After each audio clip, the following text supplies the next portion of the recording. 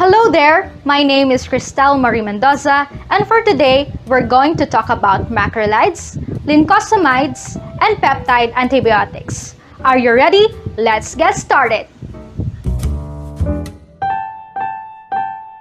First off, let's discuss macrolides. So what are macrolides and how do they work? Macrolides are a class of drugs used in the management and treatment of various bacterial infections. Macrolides have also been one of the primary drugs used to treat atypical pneumonia, usually caused by organisms like Mycoplasma pneumoniae, Legionella, and Chlamydia pneumoniae. Macrolides remain an integral part of treatment for chronic obstructive pulmonary disease or COPD exacerbation because of their anti-inflammatory and immunomodulating characteristics. Macrolides are also commonly used to treat sexually transmitted infections such as chlamydial infections. The majority of macrolide use, like other antibiotics, is dictated by the susceptibility and resistance status of the targeted organism. The FDA has approved the use of macrolide antibiotics for a wide variety of bacterial infections.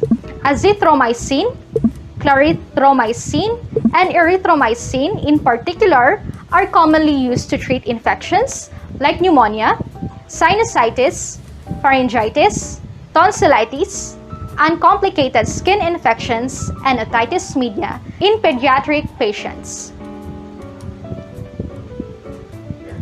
The mechanism of action of macrolides revolves around their ability to bind the bacterial 50S ribosomal subunit, causing the cessation of bacterial protein synthesis. Once bound, the drug prevents the translation of mRNA, specifically the growing peptide chain, by preventing the addition of the next amino acid by the tRNA. Since the bacterial ribosomal structure is highly conserved across most, if not all, bacterial species, it is considered to be the broad spectrum. Macrolides are considered to be bacteriostatic as they only inhibit protein synthesis, although at high doses, they can be bactericidal.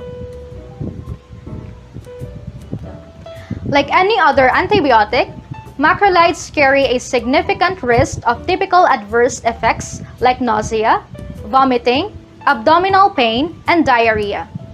Abdominal symptoms are largely the result of macrolides being motilin agonists, causing an increased risk of gastrointestinal upset and side effects.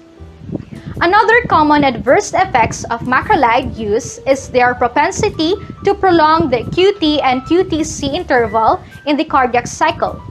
Erythromycin has the highest tendency and azithromycin has the lowest.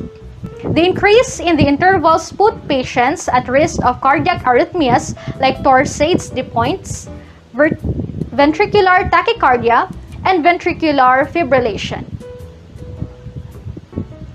Overall, macrolides are a safe group of antibiotics to take, but relative contradictions exist due to the adverse effects profile and their ability to interact with other drugs. Primarily, patients with prolonged QT intervals on electrocardiograms should avoid macrolides due to their arrhythmogenic characteristics. The use of macrolides is not recommended for pregnant animals, specifically erythromycin, due to possible side effects to the mother or to the newborn. Due to the increasing rate of antibiotic resistance, macrolides should be prescribed with caution, and the prescriber should take into account the local resistance status of common pathogens. And that's the end of my presentation for macrolides. Hope you've learned a lot from this video and stay tuned for another topic to be discussed.